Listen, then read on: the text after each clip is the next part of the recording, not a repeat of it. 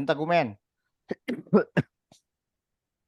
Nah, kalau di integumen biasanya yang sering ditanyakan adalah luka bakar. Sip. Rule of nine masih ingat kemarin? Masih lah ya. Ulang. Ulang Pak biar lebih. Ya, lebih paham ya. Iya Pak. Oke. Sudah aja lah. Kalau di bagian kepala, kepala seluruhnya sampai leher, berapa tuh? 9 9. Bagian depan 4 setengah. setengah. Bagian belakang 4 setengah. Oke. Kemudian kita lanjut bagian badan dulu deh. Badan. Kalau seluruh bagian badan bagian depan atau trunkus anterior, dada dan perut berapa? 9 18. 18. Bagian badan belakang, punggung dan pinggang atau trunkus posterior berapa? 18 juga ya. 18. 18. Kalau dada aja 9, 9. punggung saja 9. 9 Sip. Tangan sekarang. Satu tangan nilainya berapa? 9 9. Dua tangan 18. 18 Tangan bagian depan aja, satu tangan bagian depan 4,5. saja 4,5. Sip. 4,5 Pintar. Kaki. Kalau kaki berapa? Satu kaki 18. Depan belakang. Gitu ya. Nah, satu lagi perineum. Perineum berapa? 1%. 1%. Perineum. 1%. Sip. Perineum 1%. Pak maaf Pak, tangan tadi kalau secara keseluruhan 9% ya. Satu tangan ya. Satu tangan 9. Ya, tapi kalau satu sisi tangan 4,5 ya. 4,5. Ya, Oke. sip. Gitu ya. Nah, kemudian derajat luka bakar. Kalau derajat luka bakar ingat yang sampai tulang itu derajat 3. Luka bakar hanya sampai 3 derajat. Oke, derajat 1 dia di atas epidermis. Ada nyeri putih gitu kan. Derajat 2 bedanya ada gula. Dia epidermis sampai sebagian dermis 2A. Tapi di bawah ada bula, nyeri juga. Tapi 2B itu di bawah Miss. epidermis dan hampir ke dermis gitu ya. Nah, derajat 3 itu otot sampai Ulang. tulang. Gitu ya. 1, 2A, 2B, 3. Gitu ya. Untuk luka bakar, hati-hati kadang dikombinasikan dengan masalah keperawatan bersihan jalan napas. Kalau dia luka bakarnya luka bakar muka, kemudian dibilang di vignette-nya itu pasien ada serak, parau, dan bunyi stridor, masalah keperawatannya adalah bersihan jalan napas. Tindakannya lakukan intubasi. Gitu ya. Untuk luka bakar ya. Iya Pak. Yang kedua, masalah keperawatan selanjutnya di luka bakar adalah hipovolemik. Kalau disebut turgor kulitnya jelek atau tekanan darahnya turun, Shock. ya shock hipovolemik. Tekanan darah turun, nadi meningkat, berarti itu juga sama. Hipovolemik. Tindakannya adalah berikan cairan. Ya. Cara ngasih Ya, Pak. cairannya kemarin yang 4 kali BB kali luas luka. Kali luas luka bakar. Ya, itu kalau 24 Jam. Kelebihan kalau ditanya kebutuhan 24 Berat jam. badan. Ya. Tapi kalau ditanya 8 jam pertama, 8 jam pertama, maka rumusnya 2 ya. Kali berat badan. kali BB Ada gula di itu kali luas luka. kali luas luka bakar. luka bakar. Ini diingat juga muncul. Bisa dipahami? Bisa, Pak. Sip, Kalau aman. kemarin sih luas luka bakar yang muncul. Ada hitungannya di TO. Ada, Pak. Luas luka bakar aja atau kebutuhan cairan? Luas luka bakar. Kalau saya kemarin dapatnya luas luka bakar, Pak. Atau Hmm. teman-teman lainnya. Dua-duanya, Pak. Dua-duanya ada, dapat. Dapat, Pak. Sip, bisa ya ngerjain ya. Ada Pak, iya benar. Ada. Sip. Good. Awas, sayang itu kalau salah. Bapak nanti yang disalahin. Awas, sayang kalau salah nanti. Jangan sampai salah. Sayang Insya itu Allah. poin. Kemudian dermatitis jarang sih ya. Biasanya satu lagi masalah keperawatan pada ini adalah gangguan citra tubuh. Citra tubuh. Ya, biasanya kalau post op lain sebagainya rusak. Tanda gangguan citra tubuh adalah pasien tidak mau melihat atau selalu menutupi bagian tubuh yang terkena dampaknya atau terkena luka bakar. Ya, maka masalah keperawatannya adalah gangguan citra tubuh. Kalau pasien merasa malu, kemudian selalu menutupi bagian yang lukanya, gitu ya, itu gangguan citra tubuh. Satu lagi itu, tapi jarang diangkat. Tapi muncul tuh. Kemudian sistem imun. Kalau sistem imun yang sering ditanyakan adalah terkait HIV. HIV. Kalau di HIV, dia itu sering dikombinasikan dengan masalah yang lain. Biasanya dikaitkan dengan masalah diare. Pasien diagnosa HIV, kemudian mengalami diare, BAB lebih dari 3 kali, 4 kali, kemudian apa namanya BAB cair. Kalau dibilang ada turgor kulit menurun, maka masalah keperawatannya adalah Hipovolemik. hipovolemi. Itu biasanya. Yang kedua adalah biasanya kalau tidak terkait dengan masalah kebutuhan dasar Diare. manusia, biasanya masalahnya terkait dukungan sosial. Ingat, kalau tidak ada di sana disebutkan masalah kebutuhan dasar manusia, biasanya jawaban terkait HIV adalah terkait ke dukungan Sosial. kebutuhan terkait dukungan sosial. Jawabannya arah ke sana ya. Kalau tidak ada masalah terkait KDM, oksigenasi cairan kayak gitu. Kalau tidak ada masalah ke sana, maka jawabannya pasti ngarahnya ke dukungan Dukungan sosial. sosial. Gitu ya. Kemudian di HIV biasanya dikaitkan dengan masalah etik, veracity, confidentiality. Kalau veracity biasanya pertanyaannya seperti ini.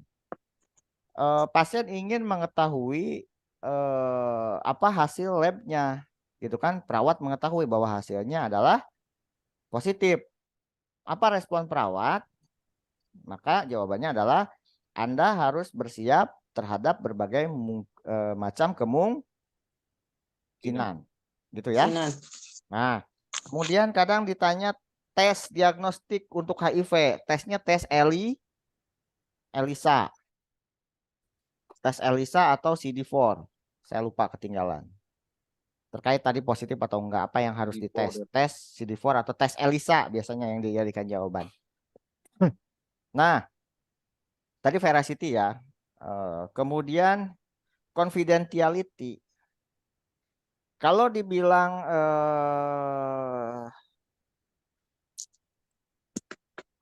jangan kasih tahu autonomi dan confidentiality nih biasanya di apa namanya dibenturkan di sana. Autonomi, veracity dan confidentiality, 3 tadi kalau di HIV dibenturkan. Ingat, autonomi adalah hak pasien untuk menentukan pilihannya. Kalau confidentiality adalah menjaga kerahasiaan. Ya, Hati-hati terkait menjaga kerahasiaan, harus diperhatikan di vignette yang bertanya siapa, yang ingin tahu siapa. Kalau yang ingin tahunya istrinya atau pasangannya, maka kita harus veracity, jujur. Kalau yang ingin tahu adalah pasangan dan yang bersangkutan, kita harus veracity. oke. Tapi kalau yang ingin tahu anggota keluarga lain yang bukan merupakan pasangannya, maka kita wajib confidentiality Confidentiality. atau menjaga kerahasiaan. Ya, Ya. Gitu ya. Jadi Jelas? Pak ini Gimana? kalau keluarga inti dia masuknya ke veracity. Ayah ibu juga Pak, confident Pak kalau ayah ibu Pak, Oh, jadi hanya pasangan ya? pasangan saja. Oh iya, Kalau anggota keluarga lain enggak Pak. itu masuknya ke ini ya, confidentiality. Iya, confident. Apalagi kalau cuma pacar Pak, pacar itu confident Pak. Ya, ya. Gitu ya. Bapak, kadang-kadang kita kan terkecoh Pak di veracity sama confident kan sama-sama itu ya. Iya, makanya sering dibenturkan di sana. Iya. Mm-mm. Kemarin Tuh. saya kalau Hmm. kalau yang HIP pasti saya confident. Yang nanyanya siapa dulu? Yang nanyanya keluarga. Keluarganya siapa dulu? Iya, keluarga. Biasanya sih keluarga yang kemarin dibaca mah keluarga. Ah, confident. Keluarga ini ingin mengetahui gitu. Ah, confident. Tapi kalau istrinya harus jujur. Oh, gitu ya. Ya. Pokoknya kalau dia bukan pasangan suami istri Mm-mm. itu confident gitu aja ya Pak ya. Betul. Terkait HIV ya. Hanya HIP doang. Ya, HIV. Karena pasangan wajib tahu. Iya Pak, soalnya kemarin ini soal etik ini banyak Pak. Iya Ada pasti. hampir 25. 10 kali. 20-an Pak kalau nggak salah. 25. Etik itu 25. Standarnya Nah, web itu, etik Pak. 20 sampai 25. Jadi etik ada dikuasai udah peluang nih Pak. Nah, peluang banyak tuh. Iya. Hmm. Kemudian biasanya terkait beneficence. Kalau kita ngasih edukasi, maka itu sensi. beneficence. Tapi kalau edukasinya terkait mencegah, maka itu non-mal efisiensi. Nah, bingungnya. Normal efektif. Non-mal efisiensi. Kalau edukasinya terkait pencegahan. Bapak, Pak, coba Yes. Pak diulanginnya dari itu Pak biar paham banget gitu Pak. Soalnya kan kita ini terkecoh semua di sini nih. Autonomi dulu ya. Iya, iya. Ya Pak. Pelan-pelan Pak biar kita bisa lebih ini mengenal Ya. Pak. Kalau autonomi, biasanya yang dijadikan kasus adalah pasien menolak tindakan. Autonomi. Biasanya Pasien pasien menolak tindakan. Atau ingin pilih pilihan tindakan medis yang lain misalkan. Pakai ingin herbal lah atau selain tindakan medis lah, pakai yang lain ya alternatif gitu ya. Itu biasanya autonomi. Autonomi. Artinya di sini kita harus menghormati hak pasien ya Pak. Nah, tapi sebelum autonomi dilakukan itu ada runtutannya, Pak. Oh gitu. Nah, saya ulang. Sebelum kita menghargai, runtutannya adalah misalkan gini, pasien menolak tindakan. Apakah tindakan selanjutnya perawat? Kalau ada pilihannya di sana perawat menghargai, jangan langsung pilih itu. Tindakannya adalah kita lakukan beneficence dulu. Beneficence berarti kita lakukan edukasi dulu. Lakukan informed consent dulu, edukasi pasien terkait pentingnya tindakan. Nah, itu kita menginform consent, memberikan edukasi terkait pentingnya tindakan setelah pasien menyatakan menolak, itu tindakannya beneficence, Pak. Bisa dipahami? Itu kemarin kalau nggak salah Bapak pernah bilang juga itu beneficence itu tergantung dari kasus kan gitu ya Pak. Iya. Ah, kemarin itu ada kasusnya kalau pasien dengan masih usia produktif, Mm-mm. dia dengan Oh, KP-aktif. yang RJP ya. Ya itu Pak, kalau masih Oh, iya. memungkinkan untuk Itu lain progres kasus. hidupnya kita, Itu kita itu Pak. itu Berarti kan lain tergantung kasus ya. itu lain kasus. Ini kita ngomongin kasus ketika apa namanya? Ketika bersinggungan antara autonomi dan beneficence. Kalau itu Oke. antara beneficence dan autonomi juga sama. Tapi terkait pasien menolak nih. Oh ya Pak Eh, ya ya. Ini kalau itu topiknya pasien menolak ya. henti jantung nih ceritanya. Yang kemarin Ya kan ya. henti jantung, Nah, autonomi kan. Tapi ya pasiennya sudah tua, harapan hidupnya kecil. ya. Kemudian pasien menolak tindakan. Nah, maka kita wajib Omi. Autonomi. autonomi. Tapi kalau harapan hidupnya bagus, nah maka kita wajib lakukan beneficence Siansi. dulu. Nah, ini ceritanya yang HIV. Pasiennya itu menolak tindakan pengobatan, misalkan menolak untuk dapat obat, biar saya nggak mau, tetap menolak gitu kan.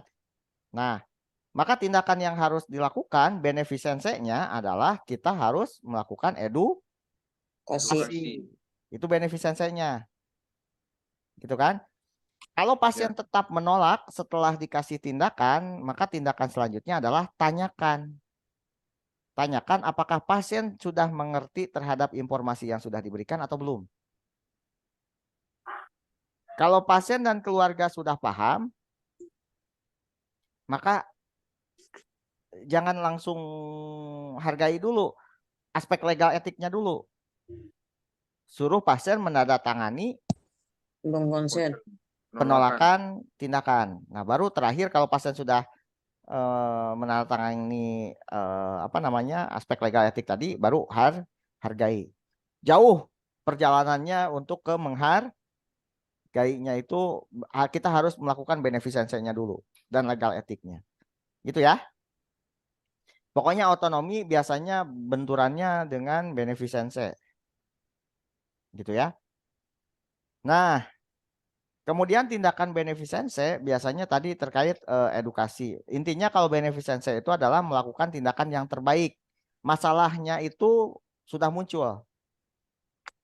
Contoh pasien henti jantung kita lakukan RJP itu Siansi. beneficence. Gitu ya. Pasien tidak tahu kita kasih penkes beneficence. Kalau non maleficence adalah tindakan mencegah terjadinya cedera, kecacatan atau kematian. Non maleficence. Contoh, mencegah terjadinya jatuh, meninggikan bed plank, gitu kan? Ngasih gelang apa tuh? Gelang identitas pasien ya. Mengidentifikasi obat dulu sebelum dikasih. Nah, itu tindakan non maleficence. Pensi. Jadi dia cenderung ke arah pencegahan ya Pak. Ya, kalau non maleficence cenderung ke pencegahan. Kemudian confidentiality. Nah, confidentiality sering diadukan dengan autonomi dan veracity tadi. Confidentiality adalah menjaga kerahasiaan. Biasanya sih kalau yang singlenya, maksudnya data tunggal, confidentiality adalah biasanya menutup sampiran itu confidentiality. Kemudian tidak mengupload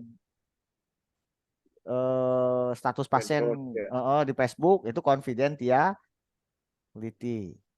Kemudian ya intinya lah merahasiakan semua ini pasien. Ingat yang punya hak autonomi dan confidentiality pada dewasa adalah pasien tersebut. Kalau veracity menyampaikan kondisi penyakit apa adanya. veracity, confidentiality, apalagi? Beneficence, non-maleficence, autonomi, apalagi? Veracity. Sudah, jujur Sudah. tadi. Justice, Pak. Justice. Justice, betul. Kalau justice biasanya adalah memprioritaskan pasien yang lebih Prioritas. prioritas, gitu ya. Itu justice. Justice. Satu lagi, accountability ya. Veracity, Pak ya. Veracity sudah tadi. Jujur. Fidelity. Fidelity. Fidelity apa? Fidelity, Fidelity. menepati Fidelity, Pak. janji. Janji. Jarang Janji. itu. Jarang dijadikan jawaban. Biasanya Jadi ini 6 ya Pak yang paling sering ya, ya, 6 ya. iya itu tadi. Fidelity menepati janji biasanya ya sesuai contoh ini. Biasanya di jiwa tuh kita kontrak waktu jam sekian ketemu sekian. Nah, perawat harus apa ya? Fidelity ya, maaf. Iya, fidelity menepati Janji. janji tadi ya. Biasanya ke sana. Itu kemudian terkait HIV yang sering diinikan adalah confidentiality-nya adalah terkait mengingatkan, maaf, terkait beneficence, mengingatkan pasien selalu minum obat tepat waktu atau ngambil obat tepat waktu, ya, karena dia nggak boleh kehabisan obat. Oke, kemudian masalah keperawatannya kecemasan. Kalau kecemasan itu ada tanda kecemasan, biasanya tensi naik, persepsi menyempit, gitu ya. Kemudian mengatakan cemas dan sumber cemasnya dari mana. Nah itu, maka ambil kecemasan. Kemudian tindakannya adalah mencegah terjadinya infeksi, Si. gitu ya. Sama biasanya kalau terjadi infeksi, biasanya yang sering diangkat adalah gangguan mukosa oral yang sering. Oral. Oh, sariawan yang berkepanjangan ya. Nah ya itu langsung angkat masalah keperawatannya adalah gangguan mukosa Oral, oral. Pak. Satu itu untuk satu diagnosa itu. Kemudian itu HIV, VCT sebentar, VCT itu yang paling penting adalah sebentar terkait VCT. Konseling biasanya Pak. Ya, konseling. Ya, terkait VCT itu yang sering ditanyakan ya tadi sih respon perawat pada saat VCT. Tapi yang sering dijadikan jawaban di VCT adalah mengingatkan pasien mengambil obat tadi. Iya. Kemudian mengetahui sama setelah mengetahui dia HIV. Ya tadi kalau ditanyakan dia belum tahu dia HIV, kalau kemudian perawatnya tahu hasilnya positif, maka respon perawatnya adalah Anda harus bersiap dengan berbagai macam kemungkinan tadi. Tapi kalau sudah tahu dia HIV, tindakan selanjutnya adalah ya ajarkan pola hidup dengan HIV. Jangan sampai dia menularkan ke yang lain. Ketika kalau punya pasangan berarti harus pakai kontrasepsi yang kayak gitu. Biasanya kayak gitu. Tapi jarang dijadikan pertanyaan itu ya. Jadi kalau HIV itu Pak dia ya untuk masalah keperawatannya tidak masuk ke gangguan citra tubuh ya? Nggak ada, jarang. Enggak ya? Biasanya ke cairan yang sering diangkat. Cairan sama infeksi ya? Infeksi bukan nggak diangkat jadi masalah, tapi biasanya pencegahan infeksinya. Kalau masalah keperawatannya biasanya cemas, cairan, gangguan mukosa oral.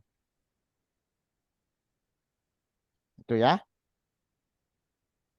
Oke, kemudian perawatan pasien dengan anemia. Kalau anemia tahu tandanya pucat dan kelemahan. Labnya biasanya adalah HB yang dicek gitu ya. Lihat aja kalau HB-nya menurun, dia ke anemia gitu ya. IPA Masalah biasanya kayak masalah keperawatannya intoleransi aktivitas. Data intoleransi aktivitas adalah biasanya ketidakmampuan ya lemah aktivitas ringan ya aktivitas ya ringan ya. ya aktivitas ringan. Kemudian terkait transfusi darah, transfusi biasanya kayak gini. Sama kayak di yang di mana ya, transfusi di anak juga sama tuh muncul. Yang perlu diperhatikan di transfusi adalah sebelum transfusi. Kalau sebelum transfusinya suhunya meningkat, maka tindakan perawatannya adalah tunda transfusi. Tunda transfusi. Kalau pokoknya perhatikan, pasien akan melakukan transfusi, langsung perhatikan suhu. Gitu ya. Kalau suhunya tinggi, tunda transfusi. Tapi kalau suhunya aman, arahnya dua, berarti pertanyaannya. Kalau tidak mencocokkan, satu lagi adalah menghangatkan. Itu ya. Aman dulu apa? Mencocokkan dulu. Selanjutnya adalah hangatkan. Oke, kalau sudah dua tadi, lanjut biasanya pertanyaannya adalah pasien sudah oke suhunya normal, sudah dicocokkan, sudah menghangatkan. Kemudian diberikan transfusi. Pada saat transfusi ada reaksi alergi. Kalau ada reaksi alergi berarti hentikan transfusi. Urutannya kalau ada reaksi alergi hentikan transfusi, lapor dokter, alirkan NaCl. Gitu ya urutannya. Hentikan transfusi, lapor dokter, alirkan NaCl. Tapi kalau jawabannya di bawah tidak ada lapor dokter, langsung loncat ke alirkan NaCl nggak apa-apa. Gitu ya. Tapi kalau ada dua-duanya jawaban ada pasien perawat telah menghentikan transfusi. Apa tindakan selanjutnya? Nah, di bawah tuh ada lapor dokter sama alirkan NaCl. Mana duluan, Pak? Lapor dokter dulu ya. Iya. Gitu ya? Iya, Pak. Sip. Oke, itu.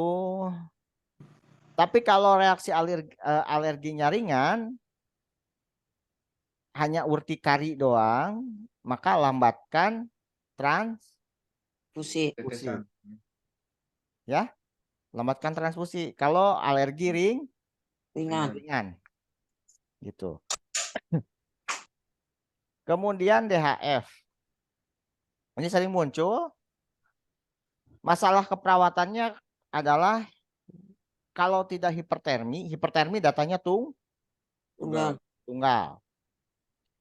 Kalau tidak hipertermi, resiko perdarahan sama resiko shock atau shock hipovolemik. Kata kuncinya, tadi hipertermi sudah ya. Kalau resiko perdarahan, Pak, dahulukan mana resiko perdarahan atau resiko shock? Dahulukan resiko shock dulu. Kalau ada dua pilihan jawaban di sana resiko perdarahan sama resiko shock, dahulukan resiko shock dulu ya. Iya, Pak. Nah, kata kunci dia resiko shock, lihat di vignette-nya.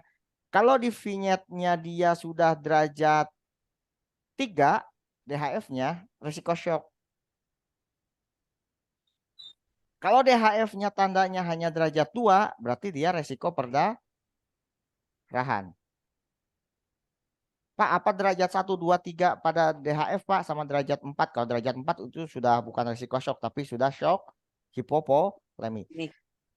Kalau derajat 1, dia hanya turniket positif. Nah, terkait turniket positif, yang sering ditanyakan adalah ini. Turniket positif tuh.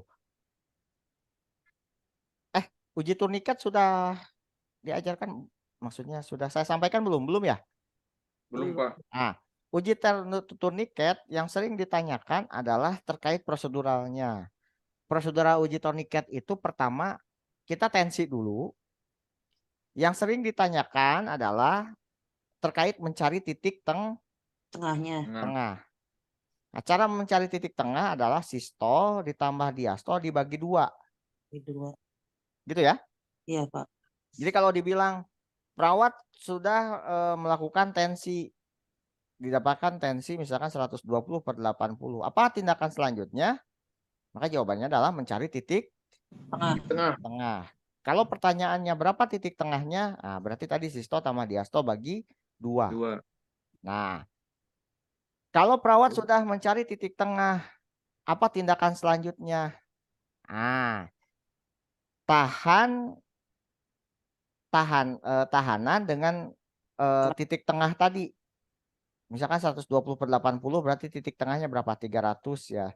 300 bagi 2 berapa? 100 tambah 120 tambah 80 200 ya. 200 bagi 2 100 ya. Di tengahnya 100. Nah, berarti kita tahan Di 100 tekanan 100 tadi selama 10 Menit. menit. 5 sampai 10 menit. Timingnya 5 sampai 10 menit ya, Pak. Ya, Bila sudah dapat titik tengah.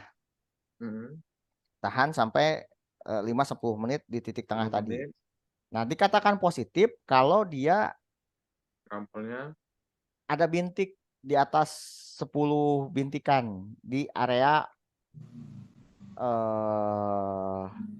volar. ada Tapi nggak akan bintik ditanya merah sedetail itu, nggak akan ditanya. di atas 10 titik ya. 10 di volar gitu ya. Nah, itu turniket positif. Positif. Lebih dari Turnik. 10. Turniket tes. Tapi itu derajat 1 ya. Kalau derajat 1 berarti masih resiko perdarahan. Derajat 2 itu turniket tesnya positif disertai perdarahan spontan. Ada perdarahan lain. Itu masalah keperawatan resiko perdarahan.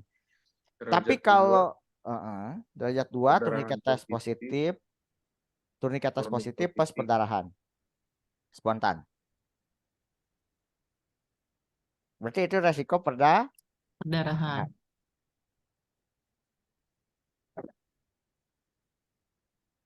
Tapi kalau di vignette-nya sudah trombositopeni dibilangnya tekanan darahnya mulai turun, nadinya mulai cepat, maka itu resiko Shock. shock. Gitu kan? Tapi kalau pasiennya sudah penurunan kesadaran, nadinya sudah tidak teraba, berarti itu sudah shock Berat. hipovolemik gitu ya. Nah, berarti tindakannya kalau dia resiko shock atau shock hipovolemik adalah berikan cairan.